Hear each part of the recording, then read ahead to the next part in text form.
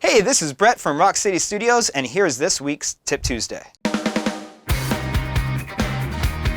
For this week's Tip Tuesday, we are going to be going over Recording Studio Timeline. What this means is how to probably more efficiently use your time in the recording studio, as there is a lot going on.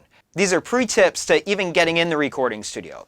So tip number one is figure out the BPM of the song. Really figure it out. Sometimes changing the song's BPM 1 or 2 really does change the feeling of the song. So take the time and figure out the BPM of the song. Make sure everybody is playing what they're supposed to be playing. A good way of figuring this out is everybody individually record themselves on their iPhone, give it to the bass player, give it to the drummer or the singer. Make sure all the chords and all the notes is lining up with what everybody else is doing in the band. Practice with a metronome. This will really help everybody out, and if you can play it all the way through with just the metronome, man, you're gonna kill it on your recording, and you're gonna make this time and this process of actually being in the recording studio way more creative. The next tip would definitely be getting your tone down before you enter the recording studio. It gives the engineers more time to work with your actual song, or the producer more time to actually work with the song rather than just your tone.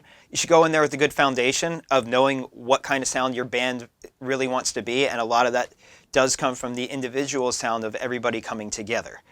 So knowing your guitar tones, pedals, and all that is a good foundation, and yes, the engineer and producer will help you further develop those sounds, but you've got to come in there strong. Now, for actually going in the recording studio, the timeline for that is a little bit different, because most of the time you're actually paying money to go into a recording studio.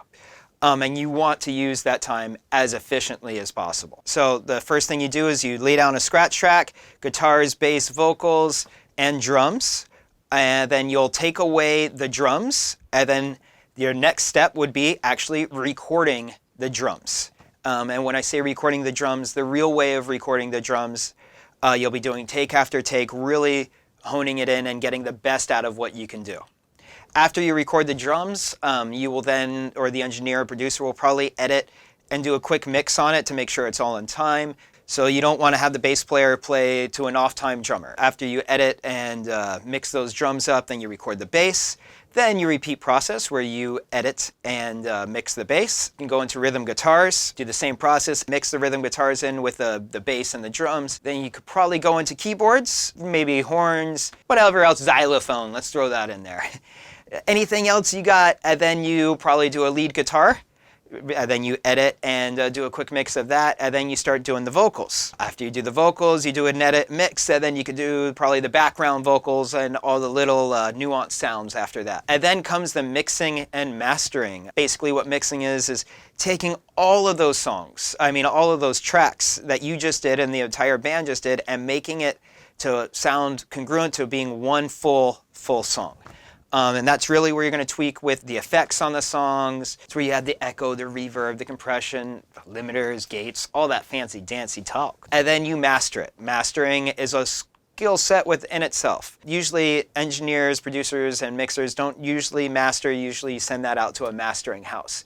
And that basically deals with all the levels of everything, so everything could be the same level and be what it's supposed to sound like, and that fullness of it all. And that's pretty much a good timeline of events for going in a recording studio.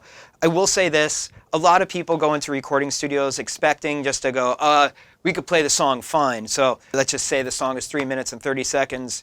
The drummer is only going to play for 3 minutes, 30 seconds. Bass player the same, guitar player the same, lead guitar player the same, and vocalist the same. It doesn't work like that. When you put more time in, you're going to get better results. You're going to get a better and more fully played song. The people that are hearing your music cannot see you. Everything has to be way more dramatic, especially when you're recording a song.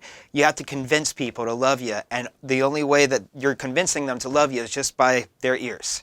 So really take the time to elicit that emotion in your songs, to make sure the parts are played absolutely the 100% way they're supposed to be played, and the tone is right. And tones do carry an emotion. You'll feel the feeling, and songs will carry a feeling, and that usually happens when everybody's played it enough times and have really tried to nail their parts down and have some fun with it at the same time. Who needed a recording studio timeline in the tip? Not me, but you did. Brett from Rock City Studios, Recording Studio Timeline, Tip Tuesday.